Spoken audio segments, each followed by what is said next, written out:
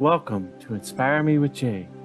This is a podcast to inspire, uplift, show forth the love of God, and help usher in the spiritual awakening. Please like, subscribe to this channel, and share everywhere. Thank you. Hello, this is Inspire Me with Jay. I am Jay Spillers. I have a guest today. Why don't you introduce yourself?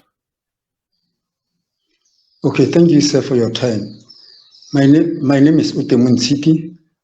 I was born and raised in Kanye, in Botswana, in Southern Africa. I completed my tertiary education at Imperial School of Business and Science, formerly known as the Melin Botswana.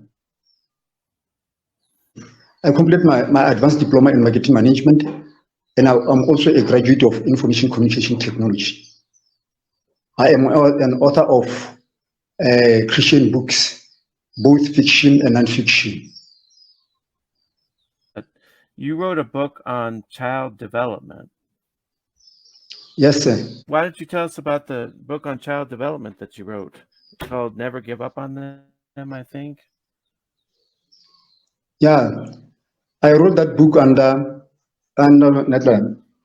The book is dealing with people who are facing bullying and abuse at primary school level, whereby they can even be abused by teachers because of the reasons they had with maybe their parents. Like the main character there is Joseph, who lost his father. Then when he went to school, he met a teacher who sent certain boys to harass him or to bully him within the school premises. He nearly gave up on his dreams after he contested for Kanye contest. Then he met a certain brother known as Ross, who motivated him and encouraged him. He met a lot of people there who motivated him, like teachers. That book is a mixture of, there is an element of fantasy there, because later on the book he had to meet a certain old lady who was a minister of God living in the deep savannah forest of Africa. Then he enrolled him there. He taught him he enrolled him in a success program.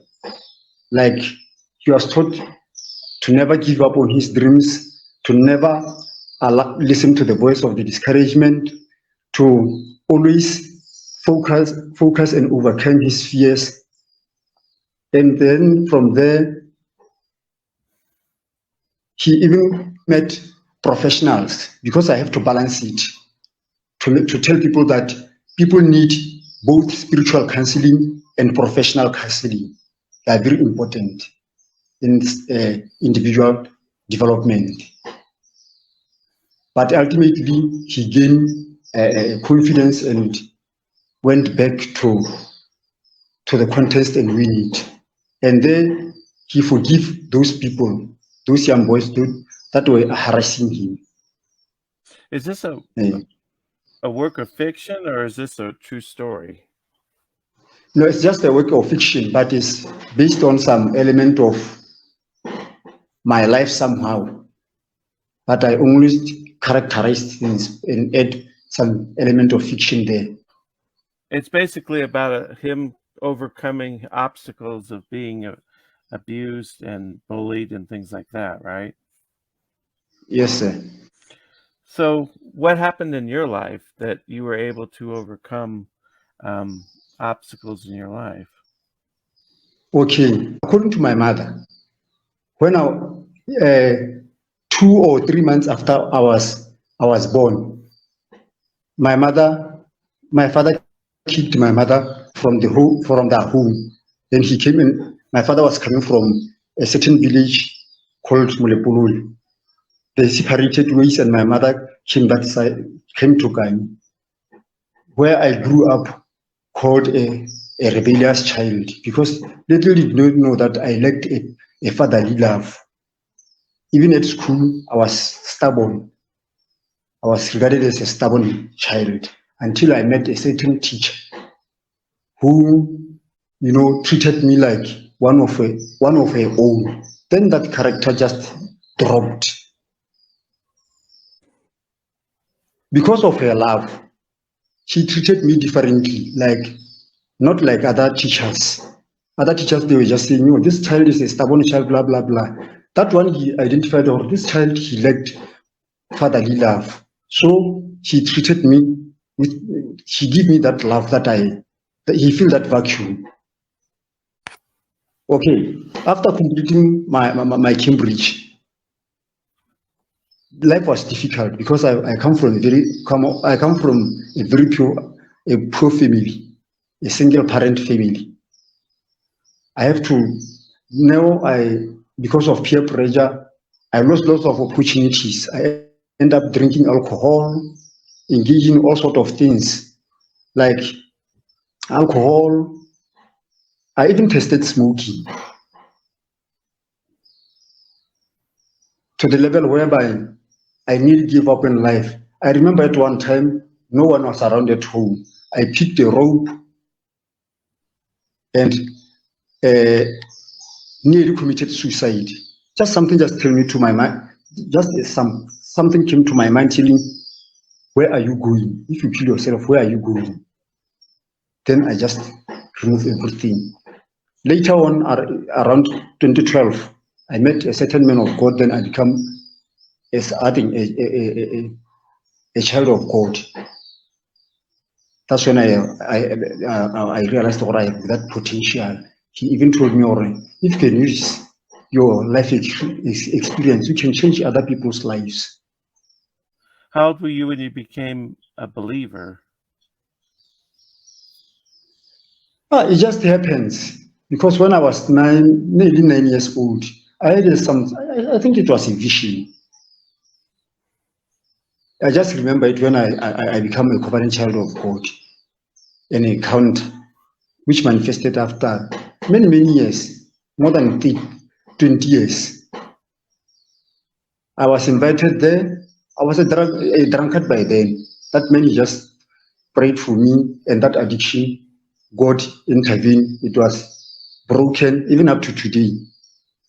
Since 2012 up to now, I've never tasted alcohol or tasted cigarette. I'm free from those things. Even bad characters have dropped. I'm just a person who likes to motivate other people, who empower other people. If I've got resources, I share with others. I only want to fulfill to use my gift to empower other people, because I've got a limited time on earth. I have to use my gift to impact people's life in a positive manner. I think I was at junior school. My mother was not aware by then. We were just small boys doing things behind. When they thought that we are studying, we'll skip the house through the window and go to the bus and start doing those things there, drinking. Did you you fully committed your life to Christ and just stopped drinking and smoking? Yeah, immediately I just give my life to Christ. Like today, the next day, the age was not there. Everything that the man of God just lay a hand upon me. Then everything stopped. The grieving, I just faded away. So it was like a miracle. Yeah, I believe so. Did you feel the power of God come on you?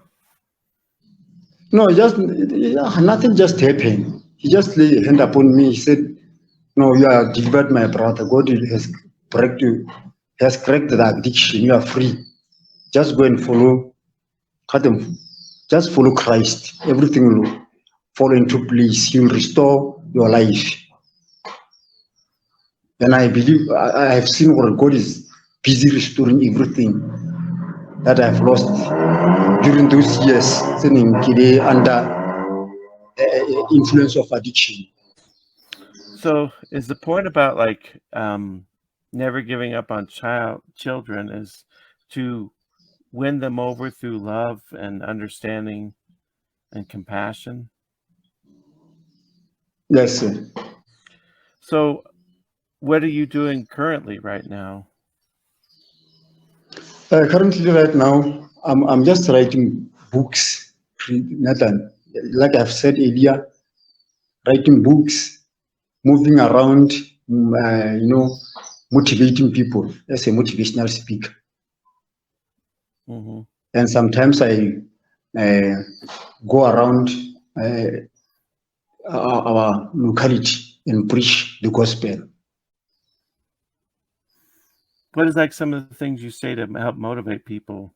Like, for example, I always tell people in life, we all pray, but God at the end of the day, He's the one who determines the answers.